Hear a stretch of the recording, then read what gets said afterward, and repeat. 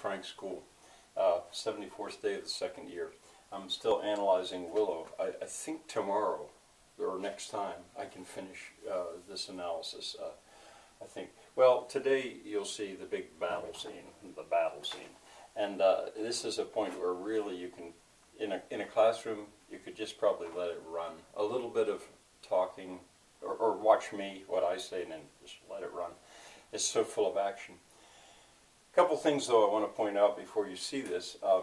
I hate trolls, says Willow. Well, that's a theme. That's a leitmotif that's been attached to him. I guess that's only the second time you hear it.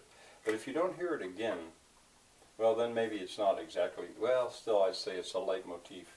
We also get a reminder of the hero's special weapon, his acorns. He goes to use one and drops it, so he can't use it. But the audience is reminded that he has that special weapon.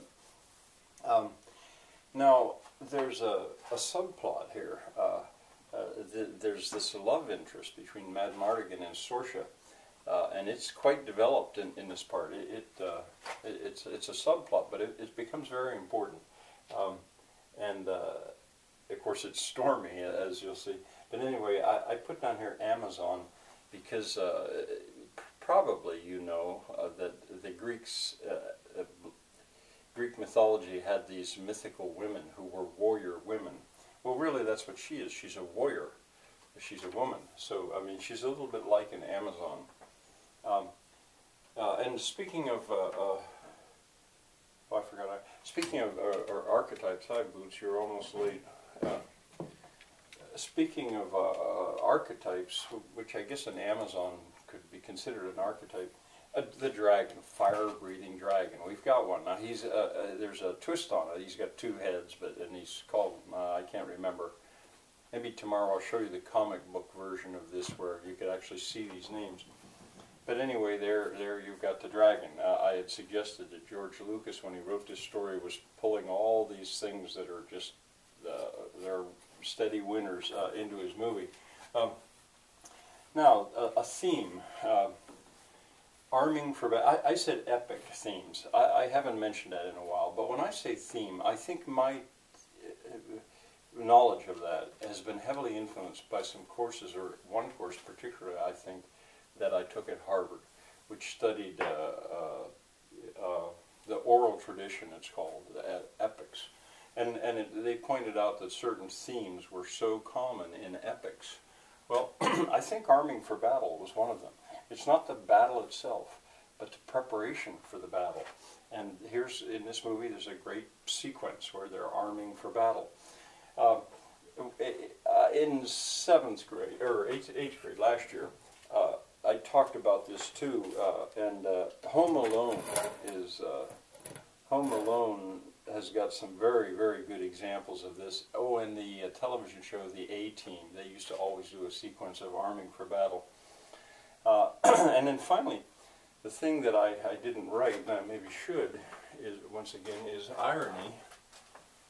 This is a literary device, and there's at least one extremely good example of situational irony, I think it's, or visual irony, where Madmartigan is showing off what he can do with his sword, and the army that is charging against him stops. They go wide-eyed, and they turn around and they run, and Madmartigan thinks it's him. He knew he's good, but he didn't know he was that good. Then he realizes it's behind him. They see it. He does not. Behind him is this dragon character, and then he sees that, and then he runs. Then you've got, again, a sort of a similar situation of irony, because now he's standing there among his enemy, looking at the dragon, and none of them realize it first. That reminds me of a Charlie Chaplin movie called The Great Dictator, where Charlie Chaplin goes through the fog, and he ends up coming out of the fog, and he's marching with the wrong army, and he doesn't realize it at first. All right, well, that's probably more than I needed to say today. Anyway, there's a lot of action in this, and I would say students and adults, but especially students in a school where, in a boring day, they're probably really going to enjoy what you can show them in this part of Willow. Oh, I'd like you to stop where kale, that's the evil general, the devil's lieutenant, I think of him, has the baby and is riding off on horseback to take the baby to Queen Bevmorda.